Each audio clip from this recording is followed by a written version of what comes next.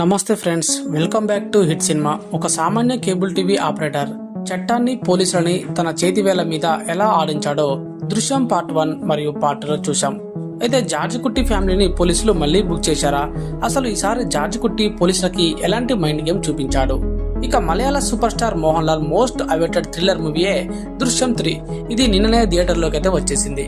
మరి ఈ సినిమా గత 2 భాగాలంతా థ్రిల్ ఇచ్చిందా లేదా, జార్జ్ కుట్టి ఈసారి గెలిచాడా లేదా అనేది ఈ రివ్యూలో క్లియర్ గా తెలుసుకుందాం. ఇక వీడియోని ఎక్కడ కూడా స్కిప్ చేయకుండా చివరి వరకు చూడండి. కథ విషయానికి వస్తే పార్ట్ 2 ఎక్కడైతే ముగిసిందో అక్కడ నుంచే పార్ట్ 3 మొదలవుతుంది. ఇక ఆ కంటిన్యూషన్ సీన్స్ చాలా ఇంట్రెస్టింగ్ గా ఉంటాయి. జార్జ్ కుట్టి ఫ్యామిలీ ఆ శవం దొరికిన భయం నుండి బయటపడక ముందే పోలీసులు సరికొత్త ఆధారాలతో, సరికొత్త ప్లాన్ తో జార్జ్ కుట్టిని కార్నర్ చేయడానికైతే సీన్ లోకి ఎంటర్ అవుతారు. ఇక ఈసారి పోలీసులు వేసిన ఉచ్చు ఎలాంటిది, దాని నుండి జార్జ్ కుట్టి తన కుటుంబాన్ని ఎలా కాపాడుకున్నాడు అనేదే దృశ్యం 3 యొక్క మెయిన్ స్టోరీ. ఇక మొదటి ప్లస్ పాయింట్ ఏంటంటే one and only Mohan Lal గారి యాక్టింగ్ అని చెప్పాలి. జార్జ్ కుట్టి కళ్ళల్లో ఉండేటువంటి ఆ ఇంటెన్సిటీ, ఆ భయం, అదే సమయంలో మైండ్ గేమ్ ఆడేటప్పుడు ఉండేటువంటి ఆ కాన్ఫిడెన్స్ మోహన్ లాల్ గారు దాంట్లో జీవించేశారని చెప్పాలి. ఇక ఆయన స్క్రీన్ ప్రజెన్స్ సినిమాకి బిగ్గెస్ట్ అసెట్ అని చెప్పొచ్చు.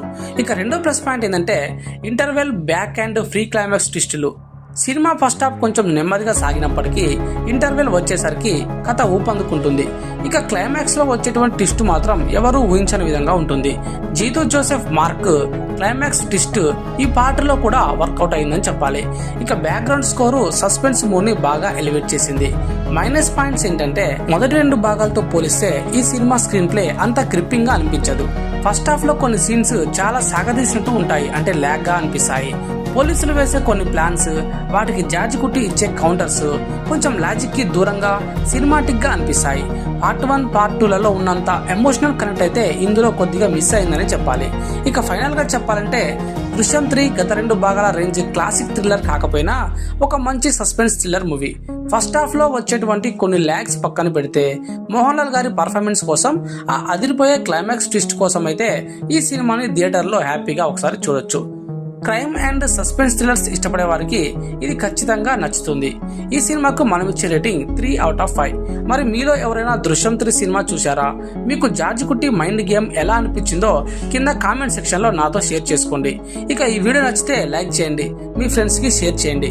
ఇలాంటి మరిన్ని interesting crime thriller movie reviews and recommendations కోసం మన హిట్ సినిమా ఛానల్ ని ఇప్పుడే సబ్స్క్రైబ్ చేసుకోండి. ఇక బెల్ ఐకాన్ నొక్కడం మర్చిపోకండి. Thank you for watching. Keep supporting.